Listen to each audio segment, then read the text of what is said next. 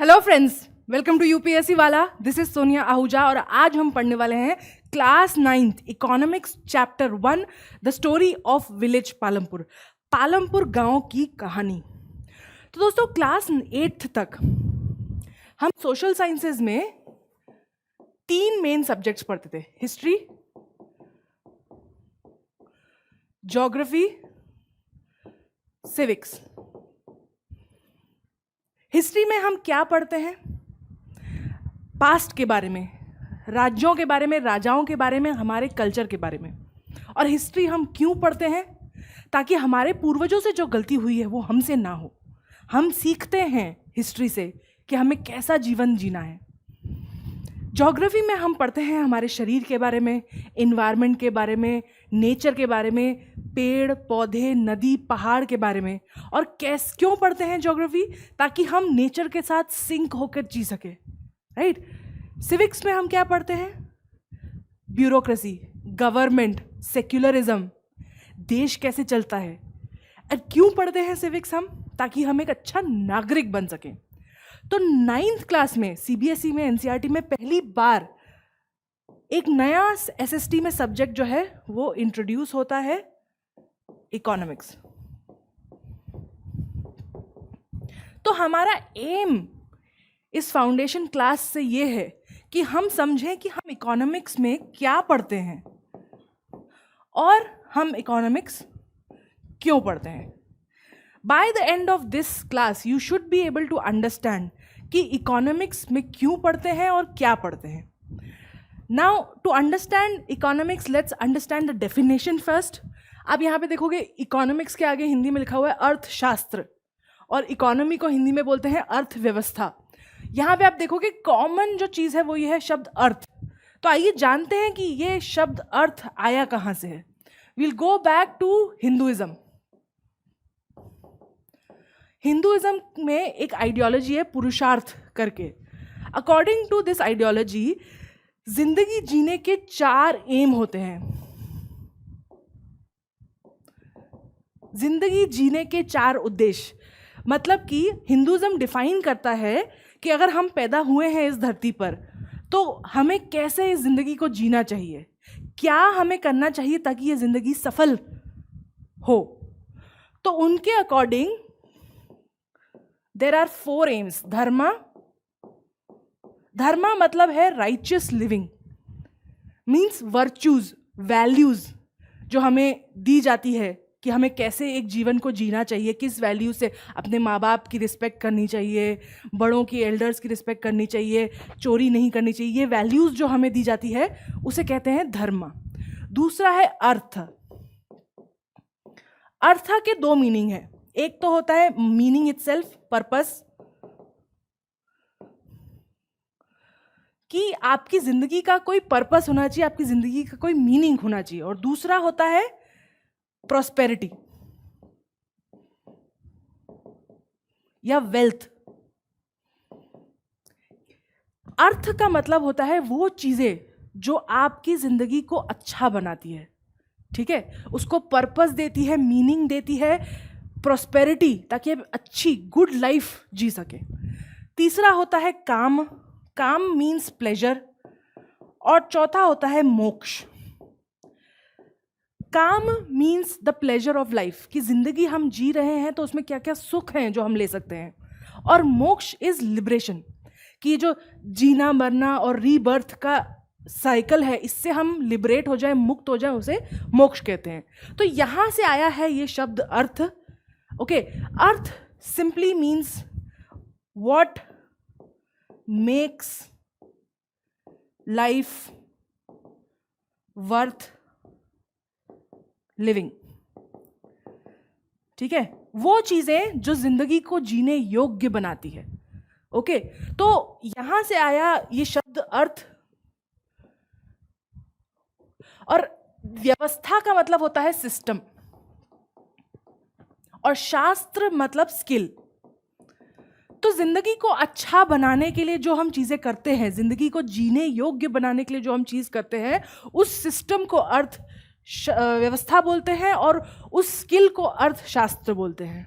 तो अब थोड़ा सा डेफिनेशन समझते हैं economy is a system that helps produce goods and services and enable people to earn their living. ठीक है. अच्छा, अब ये समझने के लिए let's first answer the question, what makes a good life. अब ये जो सवाल है कि गुड लाइफ क्या होती है, एक अच्छी जिंदगी क्या होती है, ये सवाल अलग अलग लोगों का अलग अलग इसका आंसर होगा. ठीक है. लेकिन अगर आप किसी इंसान से, अगर आप एक सपोज करो 10 लोगों से पूछते हो, तो जो आपको कॉमन रिप्लाई मिलेंगे वो मैं यहाँ पे लिस्ट कर देती हूँ. सबसे पहले तो रोटी, राइट. हमें न्यूट्रिशन चाहिए जीने के लिए, हवा, पानी, मिनरल्स, कार्बोहाइड्रेट्स, फैट्स, राइट. दूसरा कपड़ा, कपड़ा और मकान. आपने ये सुना होगा, इट्स ऑल्सो मूवी नेम, रोटी कपड़ा मकान, राइट. तो रोटी न्यूट्रिशन, कपड़ा मकान इज बेसिकली हम एक बोल सकते हैं चीज़ें, नॉट नेसेसरी डायरेक्टली कपड़ा या ये छत, हम एक एब्स्ट्रैक्ट में बात कर रहे हैं. तो कपड़ा और मकान का मतलब है कि वो चीज़ें जो हमें नेचर से बचाती है, एलिमेंट से बचाती है, धूप से, बारिश से, और जो भी एलिमेंट्स हैं अर्थ पे जो हमें नुकसान दे सकते हैं, उनसे बचाने वाली चीज़ों को हम इस कैटेगरी में डाल सकते हैं, राइट. उसके बाद नेक्स्ट क्या चाहिए होता है, परिवार, राइट. प्यार, लोगों को, people want to be loved. We are social animals, human beings are social animals.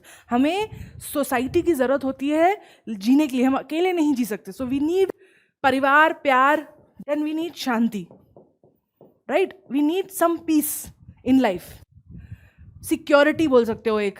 ठीक है. ये बहुत बेसिक है. उसके बाद कई लोगों को फिर चाहिए होता है पैसा, तो आप बोल सकते हो दौलत.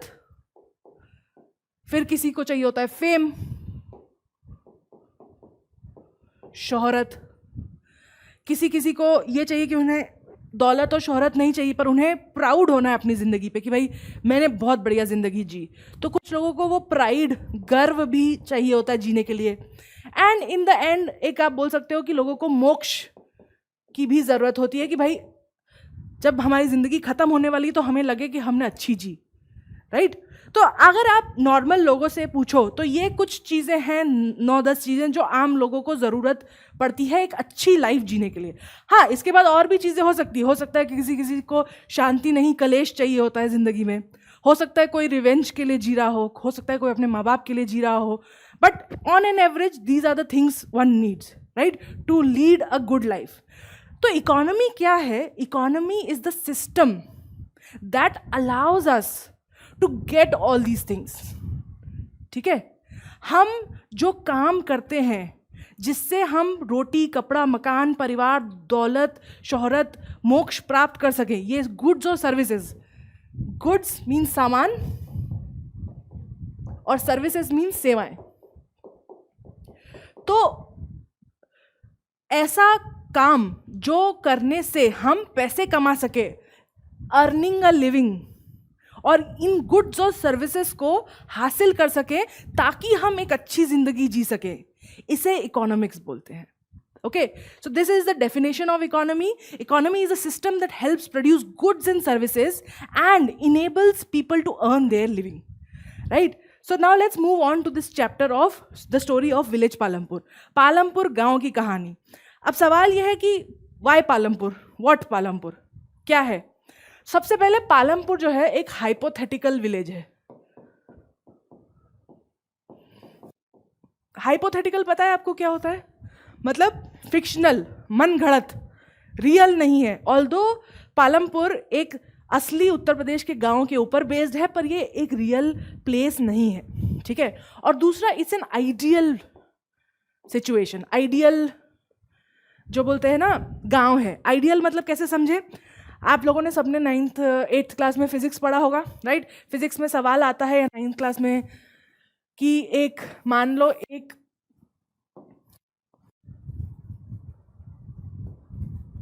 ग्रे यूज करते हैं, ये एक रोड है, ठीक है, ग्रे, और ये ग्रीन कलर की है ये बॉल.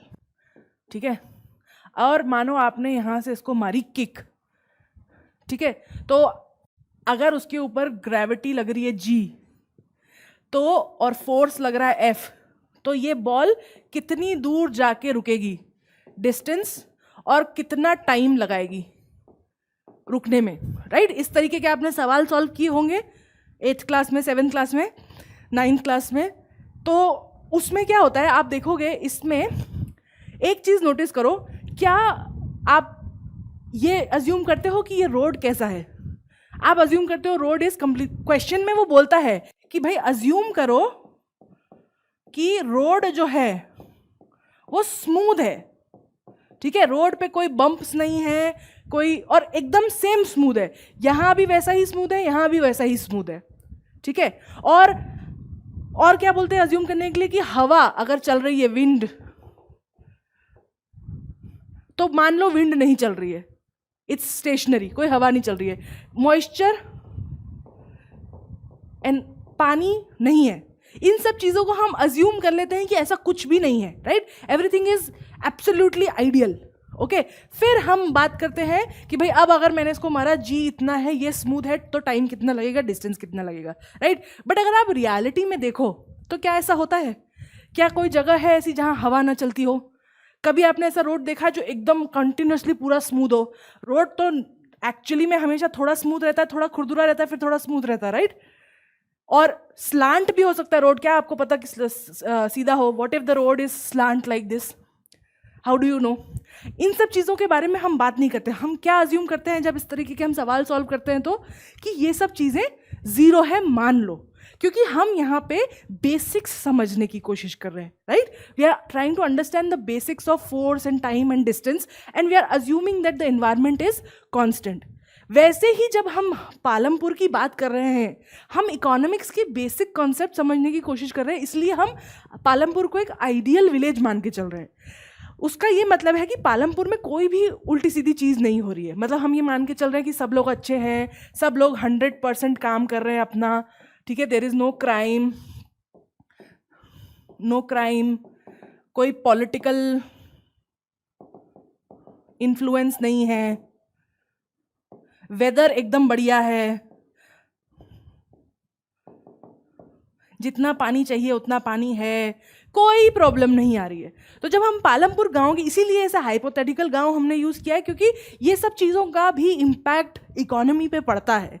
लेकिन क्योंकि हम इकोनॉमिक्स पहली बार पढ़ रहे हैं, क्योंकि हम नया नया स्टार्ट कर रहे हैं, तो हम इन चीज़ों को अज्यूम करेंगे कि ये सब नॉर्मल है और सिर्फ फोकस करेंगे मेन बातों पर। इसीलिए पालमपुर की कहानी आपको बताई गई है। So now let's move on to what we are going to study in this chapter, ठीक है?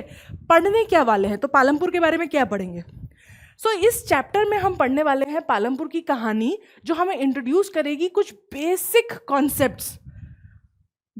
Concepts of production. कि भाई हमने यहाँ पे बात करी कि हमें जीने के लिए चाहिए रोटी, राइट? तो रोटी में क्या क्या होता है? Roti means food, nutrition. अब roti does not necessarily means wheat वाली रोटी, राइट? अगर हमें वीट वाली रोटी से हो सकता है आपका पेट भर जाए मोमेंटरीली, लेकिन लॉन्ग टर्म में आपको प्रॉपर न्यूट्रिशन चाहिए होता है, राइट? तो एक प्रॉपर न्यूट्रिशन में क्या क्या होता है? फैट, कार्बोहाइड्रेट्स, उसके बाद प्रोटीन, मिनरल्स, विटामिन, राइट? ये सब चीज़ें जब हम मिलाते हैं तो फूड बनता है, न्यूट्रिशन हमें मिलता है, राइट? तो ये अलग अलग चीज़ों से मिलता है ना हमें।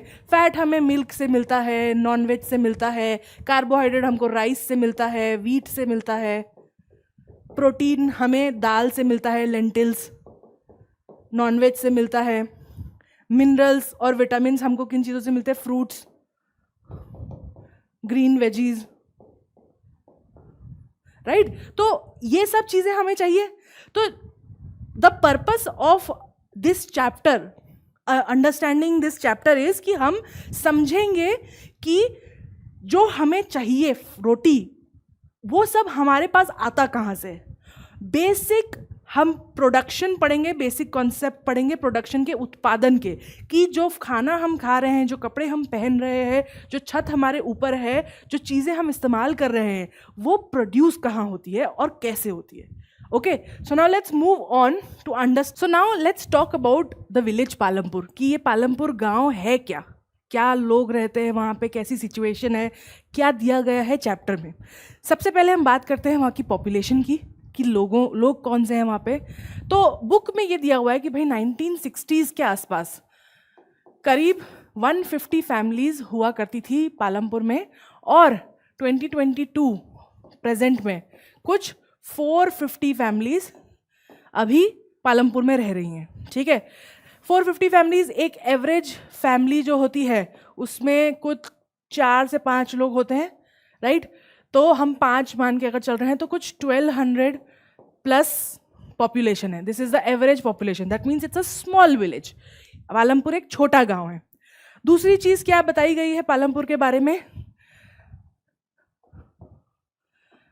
बात की गई है कास्ट की, क्योंकि ये यूपी के एक गांव के ऊपर बेस्ड है. तो उन्होंने उसी का एग्जाम्पल लेते हुए बताया है कि कैसे पालमपुर की सोसाइटी अलग अलग कास्ट में डिवाइडेड है. तो 80 families belong to upper caste and 150 families belong to lower caste. अब इवन दो कास्ट डिफ्रेंसिएशन इंडिया में नहीं किया जाता है, लेकिन सच्चाई यही है कि गांव में आज भी कास्ट को लेकर डिफ्रेंशिएट किया जाता है. और सच ये भी है कि even though you will find many people from lower caste communities who have gained power और गेन्ड मनी, बट ज़्यादातर फैमिलीज आज भी लोअर कास्ट पुअर ही है और ज़्यादातर अपर कास्ट फैमिलीज रिच ही है. और ये सिचुएशन एग्जिस्ट करती है, रियलिटी है, not a good reality but the reality. उसके अलावा बाकी जो फैमिलीज है 450 में से वो या तो वैश्य या क्षत्रिय कम्युनिटी को बिलोंग करती है. ठीक है, तो इस टाइप का कुछ कास्ट डिवीजन बताया गया है बुक में अबाउट दिस. नेक्स्ट हम बात करते हैं लैंड के बारे में, फिर हम हाउसेस पे आएंगे. अब पालमपुर में क्या बोला गया कि 1960s में कुछ लैंड था जो लोगों का था, और बाकी कुछ लैंड था पालमपुर गांव का जो कि बीहड़ था, मतलब बंजर था. 1960s में गवर्नमेंट ने एक पॉलिसी निकाली जिसके तहत पालमपुर विलेज के अंदर जितना भी इरिगेबल लैंड आता है, ऑल इरिगेबल लैंड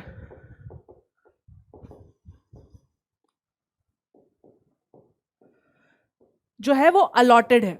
मतलब कि ऐसा कोई एक्सपांशन का स्कोप नहीं है पालमपुर में. मतलब कि ऐसा कोई लैंड नहीं है पालमपुर के गांव की बाउंड्री में.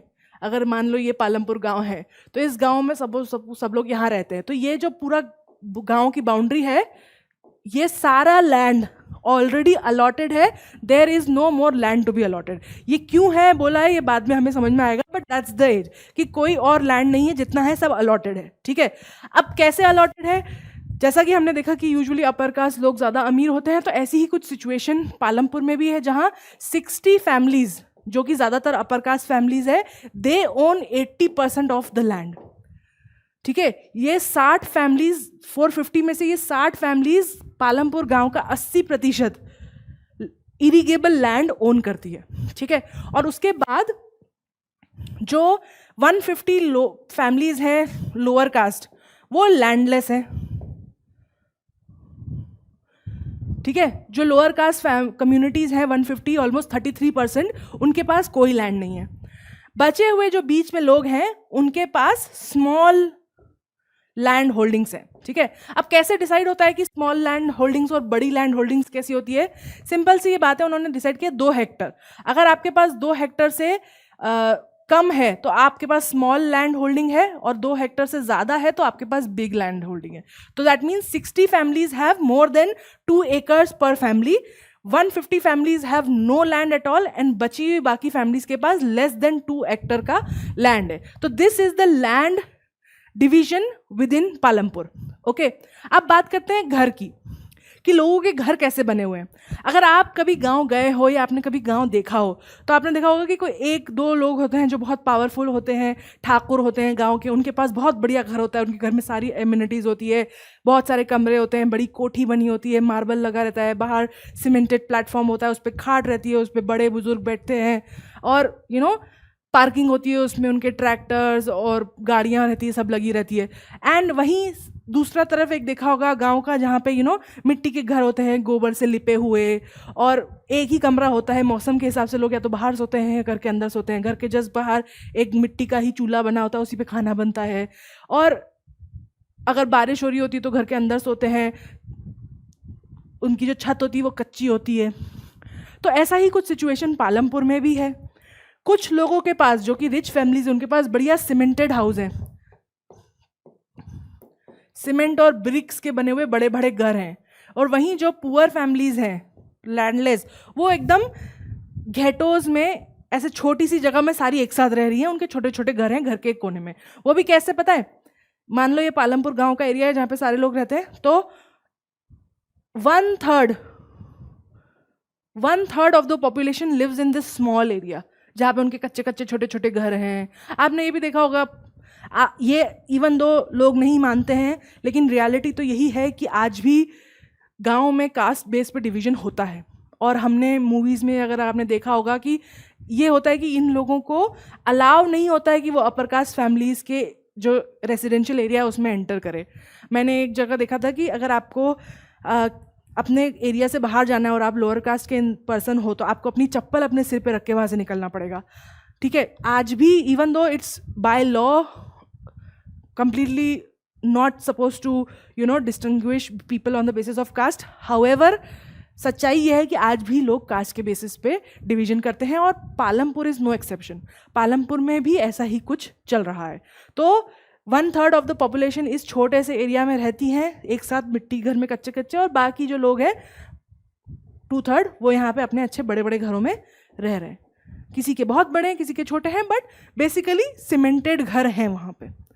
अब let's move on to the next thing. और क्या है? तो ये हमने देख लिया, पॉपुलेशन है, लोग कैसे रह रहे हैं, लोग के पास कितना पैसा है, लोग क्या कर रहे हैं। अब Palampur is a well connected village. What do you mean by well connected? एक तो पालमपुर से 3 किलोमीटर दूर रायगंज करके एक लार्ज विलेज है। ठीक है, जैसे हमने देखा 1200 प्लस का जो गांव है, ये एक छोटा गांव है। तो लार्ज गांव means some village that has more than 2000-3000 people, right? तो वेल कनेक्टेड है पालमपुर। 3 किलोमीटर दूर रायगंज करके एक बड़ा वो है। उसके अलावा उसके थोड़ी और दूर शाहपुर स्मॉल टाउन भी है।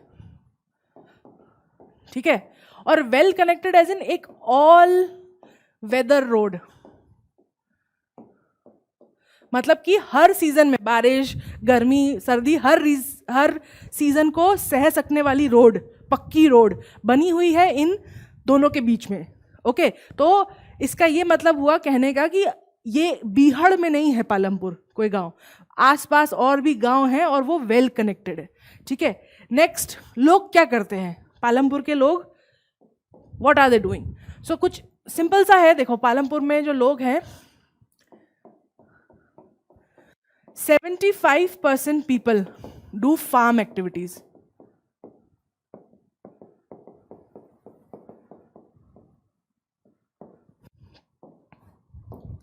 And 25% people do non-farm activities.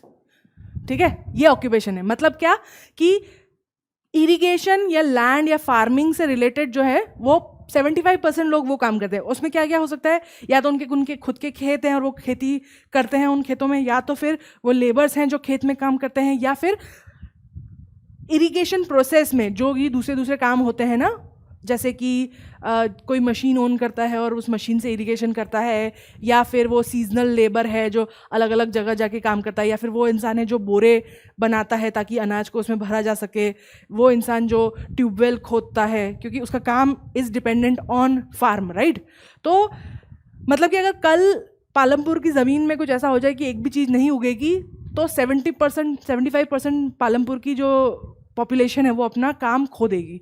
ठीक है, और 25% बाकी काम करते हैं। बाकी काम मतलब पढ़ाना, टीचिंग, हॉस्पिटल में बैठना, दुकान चलाना, and so on, right? Health care का क्या सीन है? एक गवर्नमेंट हॉस्पिटल है, पालमपुर में और एक प्राइवेट डिस्पेंसरी। डिस्पेंसरी क्या होती है? जहाँ पे फर्स्ट एड दिया जाता है, दवाइयाँ दी जाती है, उसको डिस्पेंसरी बोलते हैं। तो देखो यहाँ पे हम ये सब चीज़ें क्यों डिस्कस कर रहे हैं, ये समझने की थोड़ी सी कोशिश करते हैं। एक गांव की प्रॉस्पेरिटी, कि वहाँ लोग कैसे ज़िंदगी बिता रहे हैं, ये समझने के लिए हमें ज़रूरी है कि हम समझें कि वेदर उस गांव में बेसिक नीड्स है या नहीं। बेसिक नीड्स इंसान की क्या होती है कि भाई उसको भूख लगी हो तो उसके पास कुछ काम हो ताकि वो पैसे कमा के खाना खा सकें, तो काम है लोगों के पास, राइट? एग्रीकल्चर इज़ देयर काम। अगर वो बीमार हो तो वहाँ पे उन्हें कोई ठीक करने के लिए हो, राइट? अगर वो पढ़ना चाहते तो उनके लिए स्कूल हो, अगर वो कुछ और करना चाहते तो उसके लिए इलेक्ट्रिसिटी हो, राइट? मशीन्स हो, बाज़ार हो। तो यही चीज़ें तो डिसाइड करती है ना कि एक शहर या गांव अच्छा है या बुरा है। तो इसीलिए पालमपुर में हम ये बात कर रहे हैं कि भाई है क्या क्या पालमपुर में। तो क्लियरली दे हैव हॉस्पिटल्स। लोग अगर बीमार होते हैं तो उनके पास 2 ऑप्शंस हैं। सिमिलरली हाई स्कूल की बात करें तो एक प्राइमरी स्कूल है, 2 हायर सेकेंडरी स्कूल हैं। मतलब कि अगर आपको 12th तक पढ़ना है तो पालमपुर में आप पढ़ सकते हो, लेकिन अगर आपको 12th के बाद कॉलेज जाना है तो आपको पालमपुर से बाहर जाना पड़ेगा। इलेक्ट्रिकल कनेक्शन, सो पालमपुर में कंटिन्यूस इलेक्ट्रिकल कनेक्शन है, मीन्स वहाँ पे बिजली आती है। और इसका ये मतलब है कि बिजली से रिलेटेड जो चीज़ें होती है, जैसे कि कंप्यूटर चलना, ट्यूबवेल ग्राउंड वाटर निकालना, घरों में मिक्सी चलना, फ्रिज चलना, तो ये सब चीज़ें जो है ये हो रही है वहाँ पे, क्योंकि वहाँ पे इलेक्ट्रिसिटी आती है। So it has electrical connection. अब आपको जब उनकी population, occupation, connection, government, hospital सब पता चल गया, तो अब आप एक अज्यूम कर सकते हैं कि, या एक मन में अपने बना सकते हैं कि पालमपुर एक कैसा गाँव होगा। ठीक है, अब आपके दिमाग में वो जो इमेज बैठ गई ना पालमपुर गाँव की, अब उसको रखिए और अब हम बात करेंगे कि प्रोडक्शन कैसे होता है। ठीक है, अब कुछ भी चीज़ प्रोड्यूस करने के लिए आपको कुछ चाहिए होता है। ठीक है, हवा में से चीज़ें नहीं आ जाती कि ये करा गई रोटी, ऐसा नहीं होता है, राइट? कोई भी चीज़ आपको चाहिए, फिर वो किताब हो तो पेड़ काट के उसको प्रोसेस करना पड़ता है, फिर उससे पेजेस बनते हैं, पेजेस को चिपका के फिर एक किताब बनती है, right? Anything that you want, whether be this pen, this TV, this fan, whatever it is, when you want something to use, it needs to be constructed, it needs to be produced, उसे बनाना पड़ता है। वैसे ही जहाँ आज हम पालमपुर में basic चीज़ों की बात कर रहे हैं, रोटी की, फूड की, तो क्या क्या लगता है खाना बनाने में, अनाज उगाने में, उसकी बात कर रहे हैं। उन्हें हम बोलते हैं फैक्टर्स ऑफ प्रोडक्शन। क्या बोलते हैं? Factors of production. वो चीज़ें जिनके इस्तेमाल करके हम रोटी उगा सकते हैं या अनाज उगा सकते हैं। ठीक है, तो क्या है वो 4 फैक्टर्स है? लैंड, ज़मीन चाहिए, ठीक है, कहाँ उगेगा? लेबर, मेहनत चाहिए, अपने आप तो नहीं उगेगा। फिजिकल कैपिटल, उगाने के लिए आपको सीड्स चाहिए, फावड़ा चाहिए, खोदने के लिए दूसरी चीज़ें चाहिए, ट्रैक्टर चाहिए, थ्रेशर चाहिए, इलेक्ट्रिसिटी, पानी चाहिए। तो ये हो गई फिजिकल कैपिटल, ये सब चीज़ों की ज़रूरत है करने के लिए। और ह्यूमन कैपिटल मतलब नॉलेज कि क्या करना है, कौन सा महीने में कौन सा पौधा लगाना है। ठीक है, तो ये चारों जो चीज़ें हैं इनको बोलते हैं फैक्टर्स ऑफ प्रोडक्शन। हम डिटेल में इन फैक्टर्स ऑफ प्रोडक्शन के बारे में बात करेंगे कि होते क्या हैं। सबसे पहले the first factor is in farming. यहाँ हम फार्मिंग की बात कर रहे हैं, but generally it's true for everything else. Farming में सबसे पहले चाहिए हमें लैंड, ज़मीन। क्या है ज़मीन? It's a natural resource. Natural resource, और क्या क्या होते हैं नेचुरल रिसोर्स? वाटर, सन, मिनरल्स, फॉरेस्ट, एक्सेट्रा। ठीक है, वो चीज़ें जो धरती पर नेचुरली प्रेजेंट है, हमें नेचर से, इन्वायरमेंट से मिलती है, वो हो गए नेचुरल रिसोर्सेज। तो जब भी आपको कोई चीज़ प्रोड्यूस करनी है, आपको एक आधा नेचुरल रिसोर्स चाहिए रहेगा। ठीक है, तो in case of farming we have land. उसके बाद सेकेंड है लेबर, मेहनत, श्रम जिसे बोलते हैं, कि अपने आप ज़मीन में से पौधे नहीं उग जाएंगे, आपको उसके ऊपर मेहनत करनी पड़ेगी, उनका ध्यान रखना पड़ेगा, सीड सो करने पड़ेंगे। ठीक है, तो मेहनत जो होती है, श्रम, लेबर, ये भी 2 टाइप के होते हैं, स्किल्ड और मैनुअल। स्किल्ड लेबर मतलब क्या? कोई भी ऐसा काम जिसको करने के लिए आपको पहले कुछ सीखना पड़े, उसे स्किल्ड लेबर बोलते हैं। कि अगर आपको ट्रैक्टर चलाना है तो आपको उसके पहले ट्रैक्टर चलाना सीखना पड़ेगा, तभी फिर आप ट्रैक्टर चलाएंगे और फिर आप उस मेहनत उसे लेबर बोल सकते हैं और उस लेबर से पैसा कमाएंगे। और मैनुअल लेबर मतलब ऐसे लेबर जिसमें ऐसा काम जिसमें आपको कोई स्किल की ज़रूरत नहीं है, पहले से कुछ सीख के आने की ज़रूरत नहीं है। फॉर एग्जाम्पल, अगर जैसे IT प्रोफेशनल है तो उनको पहले कंप्यूटर के बारे में सीखना पड़ेगा, राइट। अगर कोई शॉपकीपर है तो उसको पहले सीखना पड़ेगा कि भाई कैसे शॉप चलती है, कैसे पैसा कमाया जाता है। अगर कोई डॉक्टर है तो पहले उसको सीखना पड़ेगा कि इलाज कैसे किया जाता है, फिर वो इलाज करेगा, राइट। वेयरएज मैनुअल लेबर क्या होता है? मैनुअल लेबर मीन्स ऐसी, फॉर एग्जाम्पल, ये सामान हमने यहाँ से उठा के यहाँ रख दिया, ये सामान खींच के यहाँ से लाके यहाँ रख दिया, ठीक है।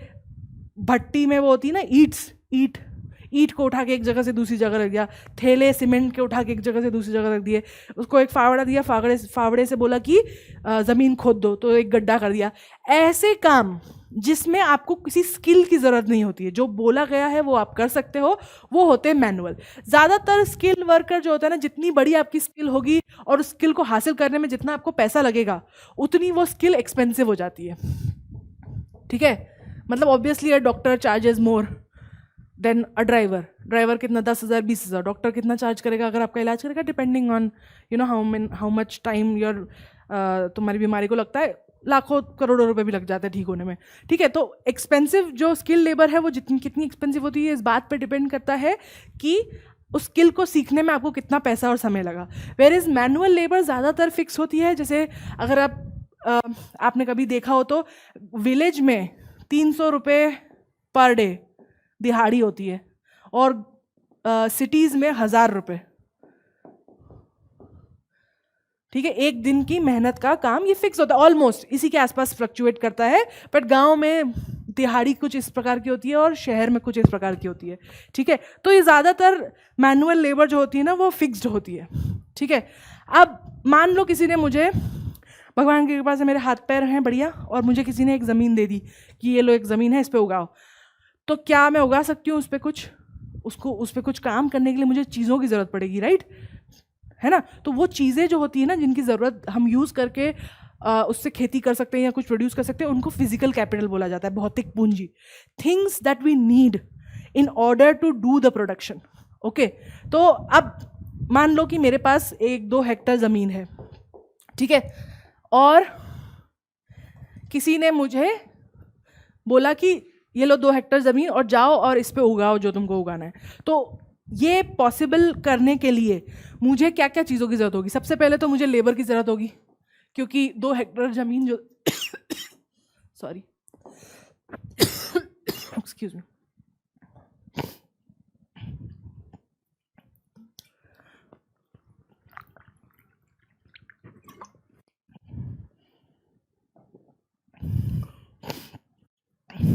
सबसे पहले तो मुझे लेबर की ज़रूरत पड़ेगी, बिकॉज 2 हेक्टेयर ज़मीन पे मैं तो काम नहीं कर सकती अकेली, राइट। अब अगर मुझे लेबर को रखना है तो मुझे उसके लिए कैश चाहिए होगा, उनको कुछ पैसा देना पड़ेगा ना, तभी तो वो मेरे लिए काम करेंगे, राइट। अब मान लो ज़मीन है, लेबर है, अब क्या लगेगा? अब लगेंगे टूल्स, ठीक है, औजार तो लगेंगे ना, हाथ से थोड़ा ना काम करेंगे, राइट। अब मान लो औजार भी आ गए आपके पास, तो आपको लगेंगे सीड, बीज तो चाहिए ना। चलो औजार आ गए, लेबर आ गई, बीज आ गए, मैंने उनको बोला जाओ खोदो और बीज डाल दो, उसमें डाल दिया उन्होंने, ठीक है। अब क्या करना पड़ेगा? अब लगेगा उनको पानी देना पड़ेगा, राइट, वाटर। अब वाटर या तो मेरे पास अवेलेबल हो, पास में कोई नदी जा रही हो, या नहीं है तो फिर मुझे ट्यूबवेल या बोरिंग कुछ लगाना पड़ेगा। अब ट्यूबवेल लगाना है, ग्राउंड वाटर लेना है, तो उसके लिए मुझे इलेक्ट्रिसिटी भी लगेगी, तो इलेक्ट्रिसिटी भी लानी पड़ेगी, ठीक है। अब मान लो पानी आ गया, रोज सुबह शाम में उसको पानी दे रही हूँ। अब ताकि वो बीज पौधे बने और उनको कीड़े ना खा जाए, तो मुझे उसके लिए फर्टिलाइजर्स भी लगेंगे और पेस्टिसाइड। पेस्टिसाइड क्या होता है? जो कीड़े लग जाते हैं, बीमारियां लग जाती है पेड़ पौधों को, उनसे बचाने के लिए हम उस पर पेस्टिसाइड डालते हैं। तो अब इन केमिकल्स की भी ज़रूरत पड़ेगी, इनको खरीदने के लिए फिर मुझे कैश की ज़रूरत पड़ेगी, राइट। अब मान लो मैंने उसमें फर्टिलाइजर डाल दिया, कैश डाल दिया, अब मुझे किस चीज़ की ज़रूरत पड़ेगी? अब मुझे और मशीन्स की ज़रूरत पड़ेगी, क्योंकि अब तो उग गए पौधे, लेकिन उसको काटना भी तो हाथ से थोड़ा ना काटूंगी, राइट। 2 हेक्टर तो बहुत बड़ी ज़मीन होती है, हाथ से काटूंगी तो बहुत समय लग जाएगा। तो या तो मैं और कैश लेके और लेबर लेके आऊँ, या तो फिर मैं मशीन खरीद लूँ, ठीक है। अगर मैंने मशीन खरीद ली तो मुझे उसमें तेल डलवाना पड़ेगा, मशीन हवा पे तो नहीं चलती है, राइट। मान लो मशीन खरीद ली मैंने, उसको मैंने थ्रेशर बोल लो या कटर बोल लो, जो भी है, उसमें मैंने तेल डला दिया और लेबर हायर करी, उसने पूरा 2 हेक्टर को काट लिया फसल। अब वो फसल को भरने के लिए फिर मुझे लेबर चाहिए बोरी में, ठीक है। उस लेबर को देने के लिए फिर मुझे कैश चाहिए। अब मान लो भर ली मैंने बोरी, उसको रखना भी तो पड़ेगा कहीं पे, हवा में बाहर तो नहीं छोड़ दूंगी ना, नहीं तो इन्वायरमेंट से ख़राब हो जाएगा ना, बारिश पड़ जाएगी अगर, या फिर धूप लगेगी तो अनाज ख़राब हो जाएगा। तो मुझे कोई गोदाम टाइप की जगह भी तो चाहिए ताकि मैं उसको रख सकूं, तो कोई बिल्डिंग चाहिए होगी, ठीक है।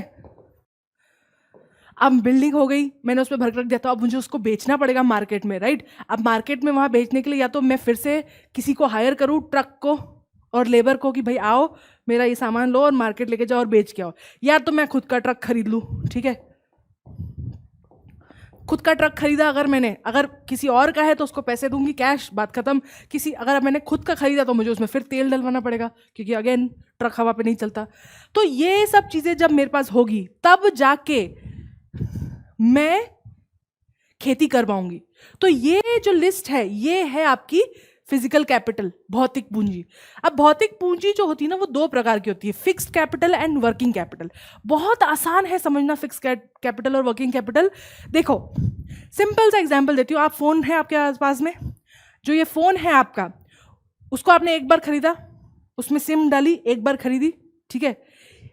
अब उसको चलाने के लिए आपको जो बार बार रिचार्ज करना पड़ता है ना, हर महीने, 3 महीने, 6 महीने, 1 साल में, तो ये फोन जो है वो फिक्स कैपिटल है, क्योंकि आपको उसको एक बार खरीदना है, फिर वो हमेशा यूज कर सकते हो। Whereas the recharge that you are using, वो वर्किंग कैपिटल है, क्योंकि एक बार वो रिचार्ज खत्म हो गया तो फिर उसके बाद आपको दोबारा भरवाना पड़ेगा। एक और एग्जाम्पल देती हूँ, अगर आपने कार खरीदी मान लो, तो कार जो है वो फिक्स कैपिटल है, क्योंकि आप एक बार कार खरीदेंगे उसको सालों साल चला सकते हैं। लेकिन उस कार में जो पेट्रोल है वो वर्किंग कैपिटल है, क्योंकि पेट्रोल एक बार भरा है तो आपको दोबारा फिर से उसको भरवाना पड़ेगा, राइट। खत्म हो जाता है एक यूज के बाद। तो अब यहाँ पे जो ये लिस्ट बनी हुई है ना, इस लिस्ट में मुझे बताओ कि कौन कौन सा वर्किंग कैपिटल है और कौन कौन सा फिक्स कैपिटल है। लेबर इज वर्किंग कैपिटल, क्यों? क्योंकि एक बार आपने उनको काम करा दिया, 1 दिन के पैसे दे दिए, अगले बार आपको फिर से हायर करनी पड़ेगी, ठीक है। हमेशा एक बार पैसे देके हमेशा लेबर नहीं मिलती है। कैश अगेन एक बार दे दिया आपने, दोबारा फिर से चाहिए रहेगा। Tools is working capital, tools is fix capital, sorry, क्योंकि टूल्स आपको एक ही बार खरीदने हैं। आपने खरीद लिए 2-3 टूल्स, तो वो आप बार बार उसको सालों तक यूज कर सकते हो। सीड्स इज वर्किंग कैपिटल, क्योंकि एक बार आपने वो सीड्स बो दिए तो उसके बाद आपको दोबारा अगले साल फिर से करने के लिए नए सीड्स खरीदने पड़ेंगे। वाटर एक बार यूज कर लिया, फिर से खत्म हो गया, उसके पैसे भर के नया आपको लेना पड़ेगा। ट्यूबवेल अगर आपने करवा दिया तो वो फिक्स कैपिटल है, क्योंकि एक ही बार करवाना पड़ेगा, फिर उसको आप बार बार यूज कर सकते हो। इलेक्ट्रिसिटी इज वर्किंग कैपिटल, एक बार आपने वो इलेक्ट्रिसिटी यूज कर ली, आपको हर महीने इलेक्ट्रिसिटी का बिल भरना पड़ेगा। Fertilisers and pesticides are also working capital, क्योंकि एक बार आपने यूज कर दिया तो वो खत्म हो जाते हैं, आपको दोबारा उसको लाना पड़ेगा। मशीन जो है वो फिक्स कैपिटल है, क्योंकि एक बार मशीन खरीद ली तो आप उसको बार बार यूज कर सकते हो। Similarly building is also fix capital, truck is also fix capital, क्योंकि ये तीनों चीजें अगर आप एक बार खरीद लो तो आप उसको दोबारा यूज कर सकते हो। लेकिन oil is working capital, because एक बार आपने वो तेल यूज कर लिया, उसके बाद दैट्स इट। नाउ मान लो अब हमने एग्जाम्पल लिया कि भाई किसी ने मुझे 2 हेक्टर ज़मीन दे दी और मुझे लेबर दे दी और मुझे है ना पैसे दे दिए खूब सारे ये सब चीज़ें खरीदने के लिए, तो क्या मैं फिर भी उसके बाद फार्मिंग करने में सक्सेसफुल रहूँगी? मैं एक ऐसी इंसान हूँ जो ज़िंदगी भर शहर में बली पड़ी हूँ, राइट। तो मुझे फार्मिंग के बारे में बहुत लिमिटेड नॉलेज है। तो या तो मुझे एक एक्सपर्ट हायर करना पड़ेगा जो मुझे बताएगा कि नहीं मैडम इधर नहीं, इधर ऐसे करना है, ऐसे नहीं वैसे करना है, इस समय करना है, इस तरीके से करना है, ये वाले बीज खरीदने हैं, वो वाले नहीं खरीदने हैं, राइट। इसमें कितना पानी रहेगा, दिन में 1 बार पानी देना है, 2 बार पानी देना है, 10 बार पानी देना है, मुझे नहीं पता, क्योंकि मैंने फार्मिंग नहीं करी है। तो इसलिए the fourth thing that we need for production with respect to irrigation is knowledge, human resource जिसको बोलते हैं हम। अब आजकल आप देखो इजराइल जैसी स्टेट्स ने एग्रीकल्चर टेक्नोलॉजी में बहुत आगे बढ़ गई हैं और कितनी सारी नई नई टेक्नोलॉजीज वो ले आए हैं जिससे इरिगेशन बहुत आसान हो गया है, राइट।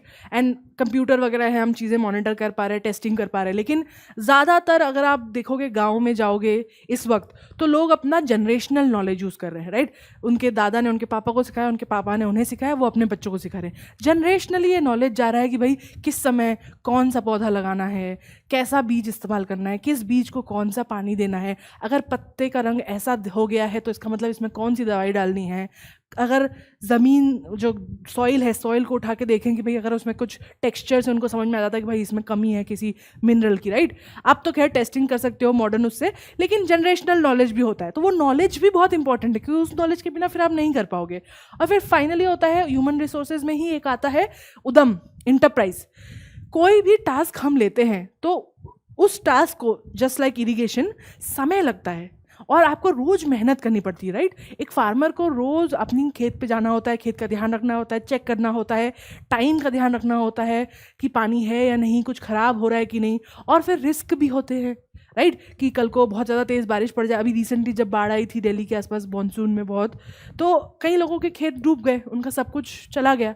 तो enterprise is that risk taking, that ability to make those decisions, to take those risks, to go through the entire process. That's enterprise, that's udam. तो ये दोनों भी human resources is the fourth element that is needed in production. ये सब चीज़ों के बाद हमें प्रोडक्शन मिलता है। अब हम जान गए पालमपुर के बारे में, हमने पालमपुर गांव कैसा है उसके बारे में देख लिया, हमने प्रोडक्शन कैसे होता है वो भी देख लिया। Now we will go to each of these factors of production. हर एक फैक्टर के पास जाएंगे और उसको पालमपुर के पॉइंट ऑफ व्यू से समझने की कोशिश करेंगे, राइट।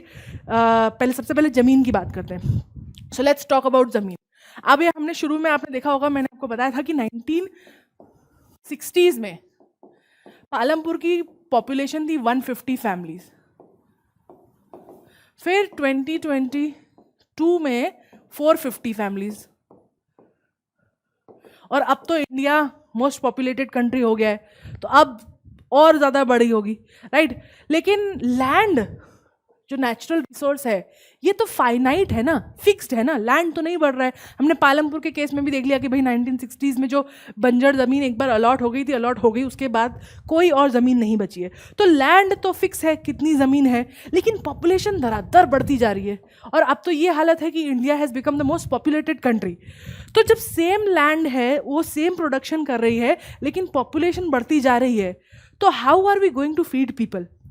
ये जो नई जनता आती जा रही है इनको खाना कैसे मिलेगा पूरा? इसका मतलब हमें और खाना चाहिए और लैंड चाहिए, राइट। पर लैंड तो फाइनाइट है। तो इस चीज को बोलते हैं food security. Food security is basically making sure कि इकोनॉमी इतना प्रोडक्शन करे कि उसकी जो जनता है उसकी जो नीड्स है वो पूरी हो जाए, ठीक है। फूड सिक्योरिटी एक कम्युनिटी का, एक देश का, पूरे वर्ल्ड का सबसे इंपॉर्टेंट एस्पेक्ट है, इकोनॉमी का सबसे इंपॉर्टेंट एस्पेक्ट है कि हमें इंश्योर करना है कि जिस तरीके से हमारे देश की, दुनिया की पॉपुलेशन बढ़ रही है उसके साथ साथ हमारा प्रोडक्शन भी बढ़े, ताकि हम सिक्योर हो सके कि भाई जितने लोग होंगे उन सबको खाना, कपड़ा, मकान मिलेगा, राइट। अब प्रॉब्लम यह है कि क्योंकि रिसोर्सेज तो फाइनाइट है ना भाई, इनफ, इतना ही पानी है ना, इतना ही ज़मीन है, इतना ही तेल है, इससे ज़्यादा तो नहीं हो सकता। तो क्या करें, कैसे इंक्रीज करें हम यील्ड को, क्या करें हम ताकि लिमिटेड रिसोर्सेज में कम से कम पानी, कम से कम लैंड में सबसे ज़्यादा हमें अनाज या जो भी प्रोडक्ट हम कर रहे हैं वो मिल जाए, ठीक है। इतना ही लैंड है पालमपुर में जो है, उसी में पहले वही लैंड 150 लोगों को, 150 फैमिलीज को फीड कर रहा था, वही लैंड आज 450 फैमिलीज को फीड कर रहा है। यही लैंड को आगे चल के 1000 फैमिलीज को फीड करना है। तो ऐसा क्या कर सकते हैं पालमपुर के लोग ताकि यही लैंड उन्हें उतना प्रोडक्शन दे दे? उसके लिए उन्हें यील्ड बढ़ानी होगी। यील्ड मतलब क्या होता है? यील्ड का सिंपल मतलब होता है, मान लो 1 हेक्टर है, उसमें जब आप एक बार इरिगेशन करते हो तो उसमें से 100,000 kg जो है राइस पैदा होती है, ठीक है। तो what is the yield? 1000 kg per hectare, ये है यील्ड। ठीक है, कि कितने नेचुरल रिसोर्स का इस्तेमाल करके कितना आपको प्रोडक्शन मिल रहा है। Same can be said for water also, कि भाई कितने लीटर पानी यूज करने के बाद हमें 100 किलो या 1000 किलो चावल मिल रहे हैं, तो वो पानी का यील्ड हो जाएगी कि भाई 1000 लीटर यूज कर रहे हैं तो 1000 किलो चावल मिल रहे हैं, राइट। तो वो यील्ड हो जाएगी। तो यील्ड इज बेसिकली क्या, कितने नेचुरल रिसोर्स में हमें कितना प्रोडक्शन मिल रहा है। अब यील्ड को बढ़ाना है, मतलब क्या, उस सेम 1 हेक्टर में 1000 की जगह मुझे अब 2000 केजी राइस चाहिए, तो मैं उसके लिए क्या करूं? क्योंकि as we said land is finite, natural resources are finite, पानी इतना ही है, जमीन इतनी ही है। ठीक है, कई रिसोर्सेज हैं जो इनफाइनाइट हैं, जैसे सूरज हो गया, हवा हो गई, लेकिन तेल, these are non renewable, they are limited. तो कैसे हम करें कि हम कम नेचुरल रिसोर्सेज को यूज करके आउटपुट को बढ़ा दे, यील्ड को बढ़ा दे। ठीक है, so what do we do for it? There are 2 main ways it's done, 2 ways to increase the yield of land. ठीक है, एक तो है मल्टीपल क्रॉपिंग, बहुफसलीकरण। मीन्स व्हाट, ये एक लैंड है, ठीक है, 1 हेक्टर का, ये एक सीजन में आपने लगाया राइस, 3 महीने में राइस आए 1000 किलोग्राम। ठीक है, अब ये लैंड जो बाकी 8 महीने है उसमें खाली पड़ा है ना, तो अगर हम इसी लैंड में पहले 3 महीने के लिए चावल लगा दें, फिर दूसरे 3 महीने के लिए कुछ और लगा दें, फिर तीसरे महीने के लिए कुछ और लगा दें, मान लो यहाँ से 100 किलोग्राम राइस मिल रहा है, यहाँ से 500 किलो पटेटो मिल रहे हैं, और यहाँ से 3000 किलो बाजरा मिल रहा है। तो 1 हेक्टर जहां पहले हमें सिर्फ 1000 किलो दे रहा था, वही 1 हेक्टर अब हमें टोटल कितना दे रहा है? 4500। तो ये बढ़ गई यील्ड। तो ये एक चीज है जो लोग करते हैं इंडिया में, कई बार कई सारी जगहों पे मल्टीपल क्रॉपिंग होती है। आपने रबी खारिफ सुना होगा, ठीक है,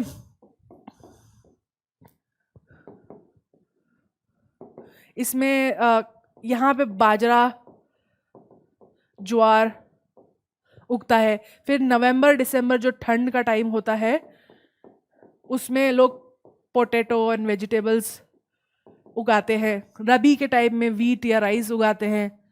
ठीक है, तो ये क्या करते हैं, अलग अलग सीजन में अलग अलग चीज़ें सेम लैंड पे उगाई जाती है। उसके अलावा लोग ये भी एक चीज़ करते हैं कि मान लो आपका ये लैंड है, तो वो क्या करेंगे, बाकी सारे लैंड पे तो पूरे साल भर में 3-4 क्रॉप्स उठाएंगे, लेकिन एक लैंड का हिस्सा उसको छोड़ देंगे, उसमें सिर्फ साल में एक ही बार क्रॉपिंग करते हैं, वहाँ पे कैश क्रॉप लगाते हैं, जैसे sugar cane, cotton. Cash crop क्या होता है? कैश क्रॉप मीन्स ऐसा क्रॉप जिसको बेच के उन्हें सीधे पैसा मिल जाए। सिंपल सी बात है, जो प्रोसेस करने की ज़रूरत नहीं है, बेच दो बाहर मार्केट में जाके एज इट इज़। ठीक है, कैश क्रॉप के अपोजिट होता है food crop. Food crop is basically crop जो उसको हम खुद भी कंज्यूम करते हैं, जो बना रहा है वो भी उसे कंज्यूम करता है, उसे आगे बेचता होगा पर खुद भी कंज्यूम करता है। कैश क्रॉप मीन्स ज़्यादा पैसा मिलता है उससे। ठीक है, तो बहुफसलीकरण जो है, this is one of the things that farmers do in order to produce more yield on the same crop. ठीक है, इसे क्रॉप साइकिल भी बोलते हैं। अब इसके साथ मैं आपको एक एग्जाम्पल बताती हूँ। So my brother works in a field of agriculture, और ही वर्क्स बेसिकली, गवर्नमेंट की एक स्कीम आई है ड्रिप इरिगेशन को लेकर, कि वो पानी को कम इस्तेमाल करते हुए इरिगेशन हम कर सके, इसके लिए ड्रिप इरिगेशन के मशीन वगैरह प्रोवाइड करिए। So my brother works as a consultant there. तो वो मुझे बता रहा था कि फार्मर्स जिनके पास बड़े लैंड होते हैं, they don't want to do ये मल्टीपल क्रॉपिंग। पता है क्यों? क्योंकि वो जब एक बार साल में क्रॉप करते हैं ना, उनके पास इनफ पैसा आ जाता है कि वो पूरा साल भर चला सकते हैं, उन्हें उससे ज़्यादा चाहिए ही नहीं। और जो ये कुछ क्रॉप्स होती है जिसमें बहुत मेहनत लगती है, ठीक है, वीट वगैरह उगाने में, कुछ क्रॉप्स होती है जिसमें बिल्कुल मेहनत नहीं लगती है, आप सो कर दो फिर उसके बाद वो चलती रहेगी, आप बैठ के बस देखो, पानी दो, खत्म। लेकिन कुछ क्रॉप्स होती है जिसमें ना बहुत मेहनत करनी पड़ती है, रोज जा जाके आपको चेक करना होता है, स्पेशली फ्रूट्स एंड वेजिटेबल्स। ठीक है, मेहनत वाली होती है वो कंपेयर टू अदर क्रॉप्स। और ऑल्सो क्योंकि ये अमीर लोग हैं तो इनके पास मशीनें भी होती है ये सब करने के लिए, तो उन्हें मैनुअल लेबर इतनी ज़्यादा नहीं करनी पड़ती है, right, they can hire machines and all and work. तो क्या होता है, वो मुझे मेरा ब्रदर बता रहा था कि कई सारे गाँव में ऐसा हो गया है कि जो लोग साल में एक बार खेती करते हैं, वो लोग जो साल में 3 बार खेती करते हैं उनको उनके ऊपर लुक डाउन करते हैं कि यार ये तो गरीब हैं या ये तो निचली जात के हैं, इसलिए इनको ये ये मतलब मेहनत वाला काम करते हैं। They don't want to do it, मतलब वो अपनी प्राइड पे ले लेते हैं कि भाई हम तो साल में एक ही बार करते हैं, हमारे लिए काफ़ी हो जाता है, हम इनकी तरह नहीं है जो हमें इतनी मेहनत करनी पड़े कि साल में 3-3 4-4 बार करना पड़े। ये भी रियलिटी है। लेकिन पालमपुर एक आइडियल विलेज है, तो पालमपुर में क्या हो रहा है, 100% सब लोग मल्टीपल क्रॉपिंग कर रहे हैं, ठीक है, ये अज्यूम किया गया है पालमपुर गांव में। दूसरा तरीका to increase the yield is technology, agriculture technology. पहले सब कुछ हाथ से किया जाता था, इसलिए बहुत ज़्यादा मेहनत, बहुत ज़्यादा लेबर रखती थी। लेकिन एग्रीकल्चर में अब जो टेक्नोलॉजी आ गई है उसने चीज़ों को बहुत आसान कर दिया है। सबसे पहले है electricity and modern irrigation system. पहले पानी लाने के लिए नदी से माड़ बनाई जाती थी, उससे पानी खोला जाता था, लाया जाता था। अब और अगर आपके पास पानी नहीं है तो बैठे रहो, फिर कुछ नहीं कर सकते। But now we are able to use ground water, हम बोरिंग करके ज़मीन का पानी ले आ सकते हैं। इवन फॉर दैट मैटर हम मशीनें यूज़ करके हेक्टर्स की ज़मीन को कुछ दिनों में उसमें सोइंग और काटना और सब कुछ कर सकते हैं। मतलब पहले जो हाथ से की जाती थी अब वो मशीन से एकदम फटाफट हो जाती है, ठीक है। तो मॉडर्न इरिगेशन टेक्नोलॉजीज़ जो है, मशीन्स है और इलेक्ट्रिसिटी, इसके कारण बहुत ज़्यादा फास्ट हो गया है या लेस लेबर इंटेंसिव हो गया है एग्रीकल्चर। दूसरा है traditional seeds versus high yield seeds. आपने बीटी कॉटन के बारे में पढ़ा होगा, it's a very common thing, नहीं पढ़ा है तो प्लीज़ जाके पढ़िए। बीटी कॉटन इज़ बेसिकली एक हाई यील्ड सीड है। बेसिकली केमिकली बायोलॉजिकली उसमें चेंज किए जाते हैं इस तरीके से सीड्स में, ऐसे सीड्स बनाए जाते हैं जो ज़्यादा यील्ड देते हो। मतलब अगर मान लो ये एक ट्रेडिशनल सीड है, तो अगर इसको आप उगाओगे तो ये इसके एक पौधे में 10 टमाटर लगेंगे, पर वहीं आप हाई यील्ड सीड का इस्तेमाल करेंगे तो वो एक पौधे में 30 टमाटर लगेंगे। मतलब वो सीड में चेंज करा है केमिकली, बायोलॉजिकली इस तरीके से कि वो सीड ज़्यादा प्रोडक्शन करता है। लेकिन उसका एक ये भी है कि अगर वो ये जो हाई यील्ड सीड्स होते हैं ना, इनका फ़ायदा तो है, ऑब्वियसली ज़्यादा इरिगेशन होता है, ज़्यादा हमको फ्रूट मिलता है, लेकिन they also affect the ground, soil को ज़्यादा जल्दी ख़राब करते हैं, या इनको उगाने के लिए हमें ज़्यादा केमिकल्स की ज़रूरत पड़ती है, क्योंकि ऑब्वियसली यील्ड बढ़ रही है तो उसको ज़्यादा न्यूट्रिशन की ज़रूरत होगी ना। फ्रूट या फल आ कहाँ से रहा है, आ तो ज़मीन से ही रहा है ना, ठीक है, पानी, मिनरल्स वगैरह यही है ना। तो बिकॉज अगर ज़्यादा से ज़्यादा लोग हाई यील्ड सीड्स यूज़ करते हैं तो उन्हें ज़्यादा फर्टिलाइज़र, केमिकल्स, वाटर यूज़ करने पड़ते हैं और ज़मीन ज़्यादा जल्दी बंजर हो जाती है, ठीक है।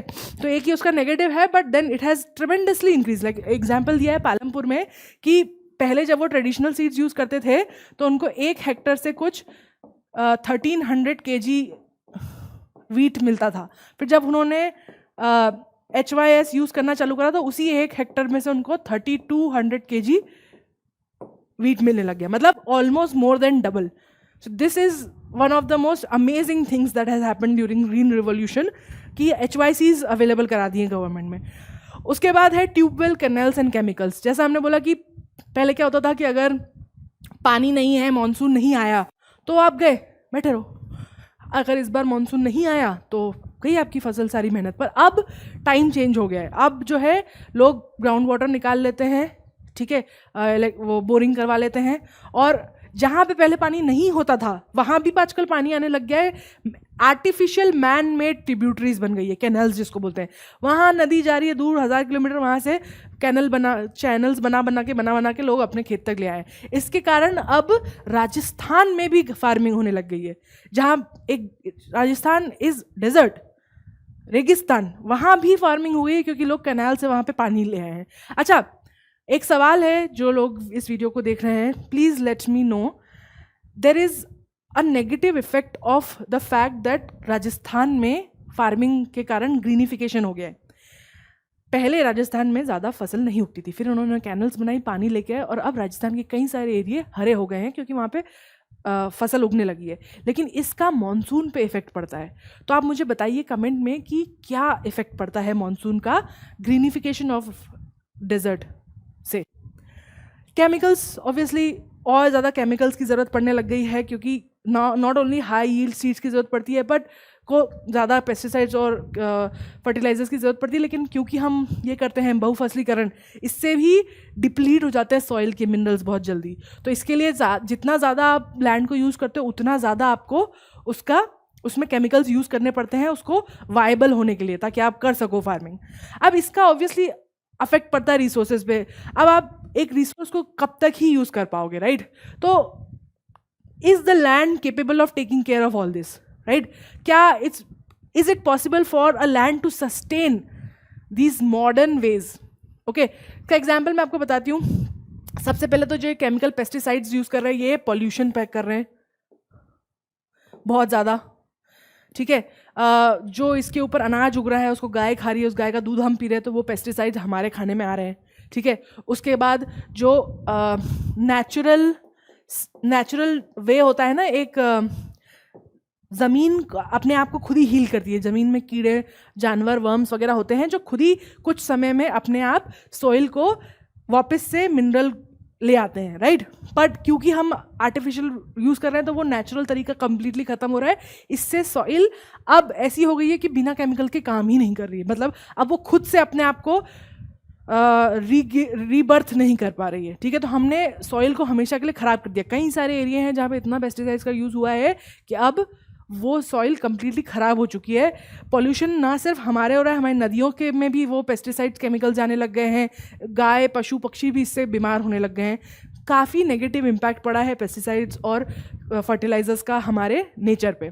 उसके बाद ग्राउंड वाटर, आपको पता है अर्थ थोड़ी सी टिल्टेड है, राइट? ऐसे घूमती है, रोटेट करती है, यू नो दैट, राइट? अभी कुछ दिन पहले क्या हुआ कि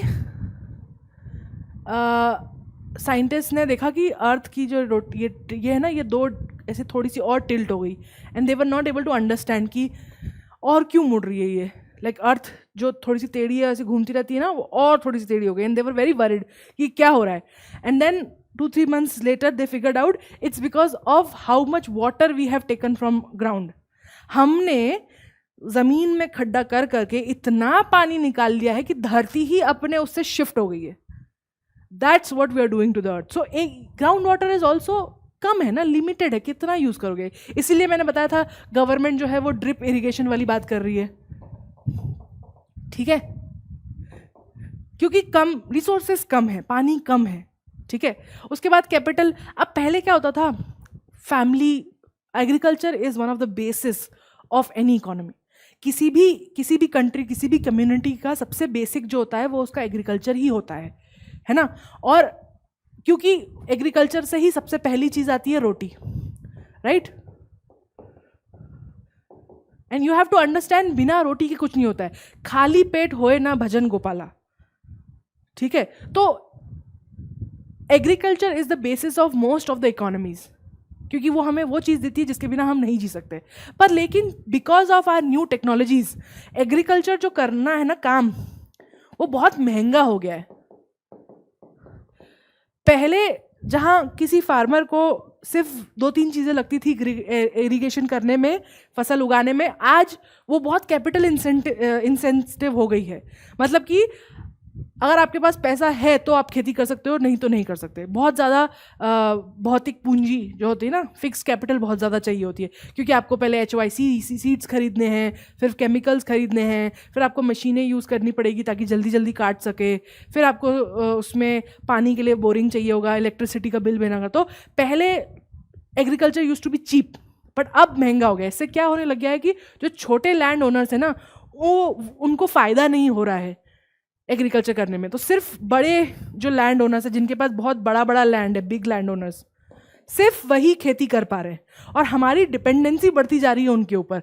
जो जिनके पास बहुत बड़े बड़े खेत हैं ना, उन पे हमारी डिपेंडेंसी बढ़ती जा रही है। और जो लोग, क्योंकि ज़्यादातर इवन इंडिया में आज भी most of are population is dependent on agriculture, वही उनका रोटी है, उसी से वो कमाते हैं। तो क्योंकि खेती करना महंगा होते जा रहा है, तो जिनके पास छोटे छोटे लैंड है वो नहीं कर पा रहे हैं। अब मान लो जैसे पालमपुर में एग्जांपल दिया हुआ, एक बंदा था, उसके पास 1.5 हेक्टर ज़मीन थी, उसके 3 बेटे हो गए, तो अब 0.5 0.5 0.5 हेक्टर उनके पास बची। अब तीनों के परिवार नहीं पल पा रहे ना 0.5 पे, तो अब उनके बच्चों को बाहर जाना पड़ रहा है। और बाकी चीज़ें भी तो कितनी महंगी हो गई। हमने देखा पालमपुर में आप सिर्फ हाई स्कूल तक पढ़ सकते हो। अब किसी के बच्चों को अगर आगे पढ़ना हो तो उसके लिए पैसे लगेंगे ना। और लेकिन लैंड तो देखो डिवाइड होता जा रहा है, होता छोटा होते जा रहा है, छोटा होते जा रहा है, छोटा होते जा रहा है, राइट। अब इन लोगों के लिए 0.5 इज़ नॉट कल्टिवेट, उतनी मेहनत करने लायक नहीं है, तो वो बेच देते हैं। तो जिनके पास ज़्यादा ज़मीन है वो और खरीदते जा रहे, बड़े होते जा रहे हैं, और जिनके पास छोटी ज़मीन है वो कर नहीं पा रहे। Okay, so this is the shift we are seeing in agriculture, that is not good. ठीक है, अब जमीन के बारे में तो हम समझ गए, लेट्स मूव टूवर्ड्स लेबर। ठीक है, लेबर के साथ क्या होता है? देखो हमने देखा कि there are big land owners, small land owners and then landless. 3 type के पालमपुर में लोग हैं, राइट। तो लेबर काम कौन करता है? क्योंकि मेहनत तो बहुत लगती है, agriculture specially is a very labour intensive work. ठीक है, तो जो ये लैंडलेस लेबर है ना, that works with for the big land owners. इसके बदले में उन्हें मिलता है या तो कैश या तो क्रॉप। बिग लैंड ओनर्स पे करते हैं लैंडलेस लेबर को अपने लैंड पे काम करने के लिए, या तो कैश में या तो क्रॉप में, या तो कुछ अनाज का हिस्सा दे देते हैं, राइट।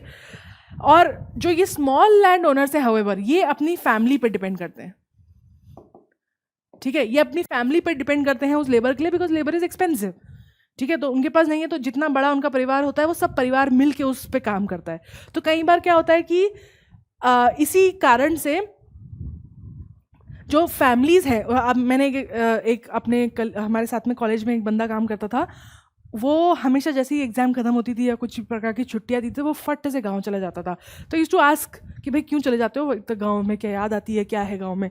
तो कहता है याद वाद कुछ नहीं आती है, मौसम है, घर जाना है, काम करना है, पिताजी को खेत में काम कराना है। ठीक है, क्योंकि वो बहुत हाईली डिपेंडेंट हो जाते हैं अपनी फैमिली के ऊपर। ठीक है, और this is where the labour comes from. ठीक है, अब प्रॉब्लम विद दिस इज कि चलो इनके पास तो पैसा है, ये लेबर हायर कर लेते हैं, ये अपनी फैमिली से कर लेते हैं, लेकिन जो ये लैंडलेस लेबर है ना, ये बहुत ज़्यादा प्रॉब्लम होती है इनको। क्यों? क्योंकि एक तो इनका काम सीजनल है। ठीक है, जब मौसम चल रहा है, जब ऐसा सीजन है जब क्रॉप लगानी है तब वो आ रहे हैं, पर जब नहीं है तो बैठे, क्योंकि उनकी अर्निंग तो सिर्फ लेबर करके ही होती है ना, उनके पास लैंड तो है ही नहीं। तो सीजनल काम होता है, इसलिए वो हमेशा भटकते रहते हैं। माइग्रेशन भी होता है।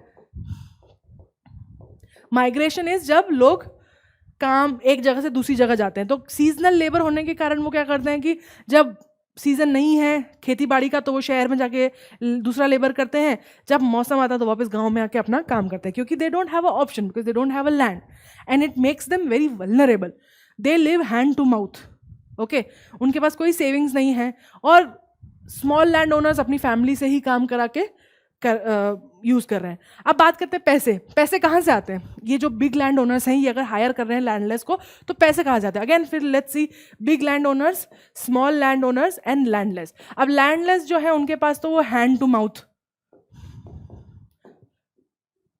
क्योंकि उनके पास लैंड नहीं है, वो लेबर करते हैं, माइग्रेट करते हैं, सीजनल काम है, तो उनके पास जब पैसा आता है खाते हैं, नहीं आता है तो नहीं खाते, कुछ नहीं कर सकते।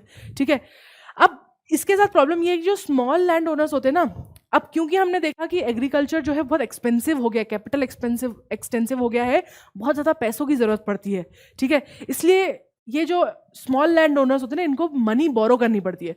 तो मनी बोरो करने के 3 तरीके हैं, या तो वो बिग लैंड ओनर से मनी ले ले, या तो फिर वो मनी लैंडर्स,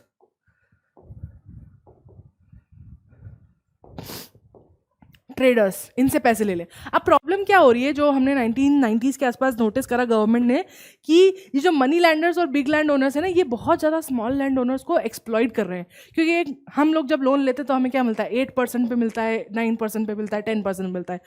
ये money landers small land owners को 24% पे लोन दे रहे हैं। ओके, तो अब बिकॉज बिना पैसे के नो फार्मिंग, और इनके पास बहुत बड़ा लैंड भी नहीं है, कुछ नहीं कर सकते, छोटा सा लैंड है, फार्मिंग तो करनी है।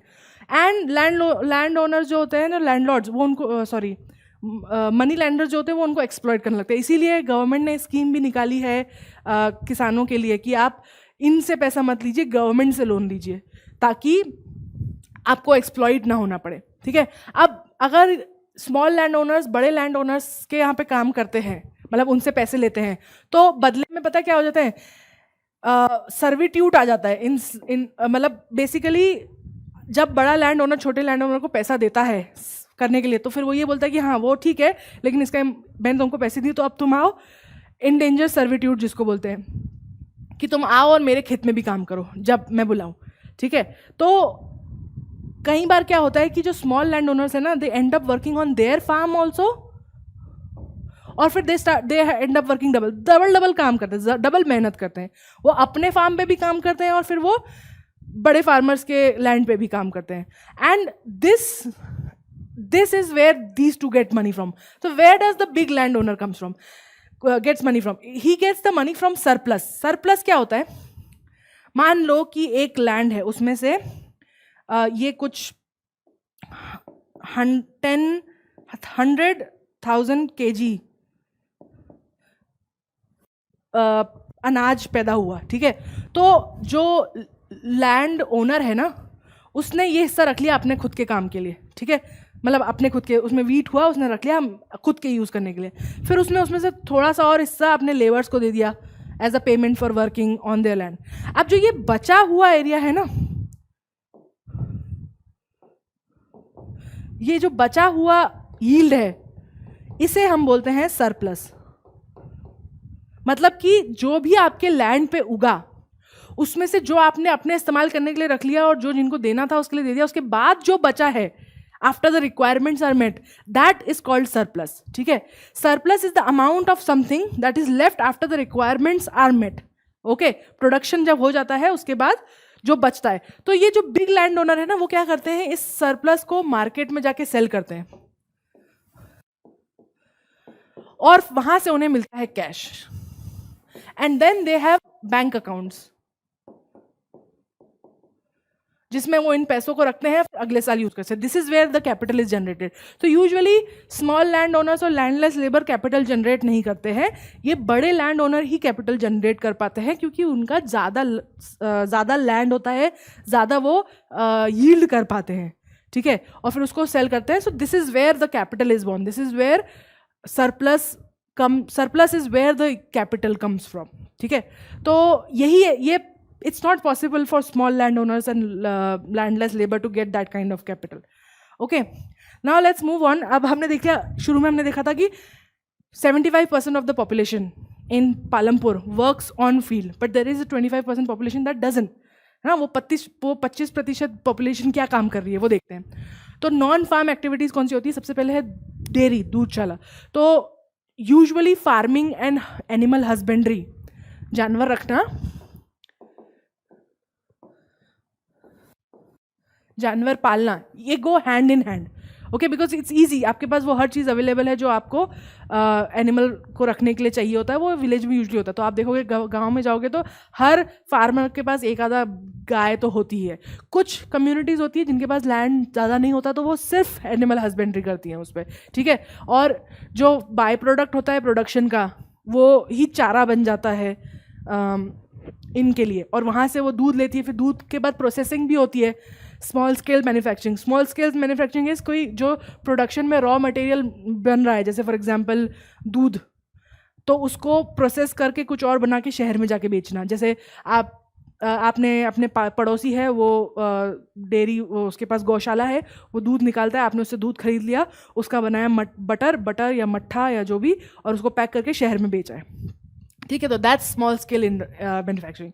और भी स्मॉल स्केल मैन्युफैक्चरिंग होती है। फॉर एग्जांपल, मान लो आपके किसी फार्मर ने गन्ना उगाया, तो आप उस गन्ने को लेके एक मशीन खरीदो जिससे गन्ने का रस निकाल सको, और फिर उसको हीट करके उसका गुड़ बना दो, और फिर उस गुड़ को शहर में जाके बेच जाओ। तो these are called small scale manufacturing. तो कई लोग ये भी काम करते हैं, छोटे पैमाने पर काम करते हैं, चीज़ें बनाते हैं और शहर में जाके बेच के आते हैं। शॉपकीपर्स, अब एक ज़िंदगी जीने के लिए सिर्फ रोटी तो नहीं चाहिए, राइट, और भी चीज़ें चाहिए होती, कपड़ा, टॉयलेटरीज, क्रीम, फेस वॉश, चप्पल, जूते, किताबें, राइट। तो ये सब चीज़ें कहाँ से आती है? ऑफकोर्स गांव में तो ये सब चीज़ें नहीं बन रही है, कहीं बाहर से आ रही है। तो shopkeepers are basically those people जो शहर जाते हैं, शहर से आम चीज़ें जो रोज़मर्रा की चीज़ें होती हैं उनको होलसेल में खरीद के आते हैं, कम पैसों में ज़्यादा सामान खरीद के आते हैं, फिर वो गाँव में आते हैं, गाँव में दुकान खोलते हैं और उनको रिटेल प्राइसेस पे बेचते हैं। तो ये also one of the work that many people in Palampur do, ठीक है। उसके अलावा ट्रांसपोर्ट, अब देखो पालमपुर एक बढ़ता शहर है, गांव है, राइट। तो अब लोगों को शहर जाना है पढ़ने के लिए, वहाँ से वापस आना है, दुकानदारों को जाना है सामान खरीदने वापस आना है, स्मॉल स्केल मैन्युफैक्चरर को जाना है शहर में बेचने के लिए, लोगों को दूध वगैरह लेने देने के लिए जाना है। लोग ट्रैवल भी कर रहे हैं और सामान भी ट्रैवल कर रहा है। तो इसलिए सबसे फास्टेस्ट डेवलपिंग सेक्टर जो है पालमपुर का वो है ट्रांसपोर्ट, क्योंकि जितना ज़्यादा एक शहर बढ़ता है उसमें उतना ज़्यादा ट्रांसपोर्ट की ज़रूरत पड़ जाती है। एंड उसके बाद आता है कम्युनिकेशन, बातचीत करना, being able to be connected, postman से या बसेस चलती हो या call, electricity, so on, right. तो transport and communication is another aspect of economy, बहुत इंपॉर्टेंट होता है। जितनी ज़्यादा एक इकोनॉमी बढ़ेगी उसको उतना फास्ट ट्रांसपोर्ट और कम्युनिकेशन की ज़रूरत पड़ती है। तो पालमपुर में भी transport is one of the most fastest growing sectors. इसके अलावा भी हैं भाई, इसके बाद भी कुछ एग्जाम्पल दिए हुए हैं इस बुक में। जैसे एक बंदा है, वो मैंने बताया गुड़ की फैक्ट्री चलाता है, ठीक है। उसके अलावा एक मास्टर जी हैं, वो जो है स्कूल में टीचर हैं और फिर वो पर्सनली एक साइबर कैफ़े भी चलाते हैं, ठीक है। और दूसरे शॉप्स जो होते हैं ना, जैसे सर्विसेज होती है, जैसे नाई हो गया बाल काटने के लिए, या जूते बनाने वाला कॉबलर हो गया, ये भी छोटे मोटे जो दूसरे काम है लोग करते हैं। तो दीज ऑल कम इन इधर स्मॉल स्केल मैन्युफैक्चरिंग और शॉप, राइट। सो अब हम समझ गए कि पालमपुर कैसे चल रहा है, राइट। वी अंडरस्टूड कि बड़ा बड़ा मोटा मोटा पालमपुर में प्रोडक्शन कैसे हो रहा है और क्या काम चल रहा है और कैसे चल रहा है। हमने शुरू में बात करी थी कि हम आखिरी में समझेंगे कि इकोनॉमिक्स जो सब्जेक्ट है उसमें हम क्या पढ़ते हैं और क्यों पढ़ते हैं, राइट। तो क्या पढ़ते हैं तो वो हम समझ गए, राइट। हम ये पढ़ते हैं कि लोग कैसे पैसे कमाते हैं और उनको जो अच्छी ज़िंदगी जीने के लिए चीज़ों की ज़रूरत है वो कैसे वो खरीदते हैं, ये हम पढ़ते हैं इकोनॉमिक्स में, ठीक है। क्यों पढ़ते हैं इसका जवाब मैं आपको अभी दूंगी। आज देखो एग्जाम्पल मैं अपना खुद का दे रही हूँ। मैं आज सुबह उठी हूँ, रेडी हुई, अपनी यूनिफॉर्म पहनी, यहाँ पे आ गई हूँ, पढ़ा रही हूँ आपको, ठीक है। अब जाऊँगी, लंच करूँगी, फिर दूसरा कुछ रीडिंग करूँगी, अपना ऑफिस खत्म करके घर जाऊँगी, डिनर करूँगी, सो जाऊँगी। I have money to pay for all of these things, to buy these clothes, to eat the food, okay, and to be able to rent the house. मेरे पास पैसा है तो मैं ये सब कर पा रही हूँ, राइट, क्योंकि मैं जॉब कर रही हूँ, मैं अपनी सर्विस दे रही हूँ यहाँ पे, और उस सर्विस के बदले मुझे कंपनी सैलरी देती है और उस सैलरी से मेरा चल रहा है। अब जो आज खाना मैं खा रही हूँ, जो रोटी आज मैंने खाई, ठीक है, ये रोटी किसी ने प्लान करी होगी 1 साल पहले उगाने के लिए, क्योंकि रोटी काम टाइम लगता है ना भाई। किसी ने सोचा होगा कि चलो मैं खेती करता हूँ, बीज बोता हूँ, फिर उसको काटा होगा, फिर उसको पैक किया होगा, फिर उसको बेचा होगा, फिर उसको किसी ने खरीदा होगा, फिर उस इंसान ने खरीद के उसको आटा बनाया होगा, फिर आटे को गूंद के किसी ने रोटी बनाई होगी, फिर वो रोटी सेल कर रहा है और मैं जाके उस रोटी को खरीद रही हूँ, राइट। तो किसी ये सब चीज़ें जो हुई इसमें टाइम लगता है ना, तो प्लानिंग करनी पड़ती है, ठीक है। प्लानिंग बहुत ज़्यादा ज़रूरी है किसी भी इकोनॉमी में काम करने के लिए। आज आप और मैं यहाँ बैठ के, आप पढ़ पा रहे हैं और मैं पढ़ा पा रही हूँ, हम दोनों यहाँ बैठे और हमें अपने अगले खाने की लिए सोचना नहीं पड़ रहा है, ठीक है, कि हमारा अगली मील कहाँ से आएगी। हम इस अच्छी ज़िंदगी को जी पा रहे हैं जहाँ हमें सोचना नहीं पड़ रहा कि हम कपड़ा कहाँ बन रहा है। क्या आपको पता है कपड़ा कहाँ बनता है? मुझे तो नहीं पता मेरे कपड़े कहाँ बनते हैं। मैं तो दुकान से जाके खरीद के आ जाती हूँ, मुझे नहीं पता कब बने थे, किसने बनाए थे, क्या सोच के बनाए थे, है ना। तो the fact that I am able to live and afford everything that I need for a good life, कि मुझे जो भी एक अच्छी ज़िंदगी जीने के लिए चाहिए वो मैं सब खरीद पा रही हूँ, ये पॉसिबल है because of economics, because of the planning that is done by people. इसीलिए हम इकोनॉमिक्स पढ़ते हैं। हमारी सिविलाइजेशन जो आज एग्जिस्ट करती है इतने बड़े लेवल पर, जो हम चंद्रयान से हम जा रहे हैं मून पर, जो दुनिया पूरे देश में इतनी पॉपुलेशन है वो खा रही है, रह रही है, ये सब पॉसिबल इसीलिए है। हम इस द फैक्ट दैट इंडिया में इतने लोग इतनी अच्छी कैपेसिटी में जी रहे हैं, इतनी अच्छी लाइफ जी पा रहे हैं। ऑफ कोर्स सब तो नहीं जी पा रहे हैं, बट ज़्यादातर लोग जिनको खाने के लिए खाना मिल रहा है, पहनने के लिए कपड़े मिल रहे हैं, रहने के लिए घर मिल रहा है, it's possible because of this planning, and this planning is economics, and that's why we study economics. हम इकोनॉमिक्स पढ़ते हैं ताकि हम ये कर सकें, ताकि हम एक ऐसी सोसाइटी में रह सकें जहाँ मुझे ये ना सोचना पड़े कि मेरा कल का खाना कहाँ से आएगा। मैं अपना काम कर रही हूँ और मुझे पता है मेरा खाना आ जाएगा। This is why we study economics. I hope this lecture was informative for you. अगर आपको इन कॉन्सेप्ट से रिलेटेड कोई भी सवाल है प्लीज़ आप मुझे लिखिए और मैं अगली क्लास में आपको उन सवाल का जवाब दूंगी. I hope this class was interesting for you as it was interesting to teach me. Have a nice day. Bye bye.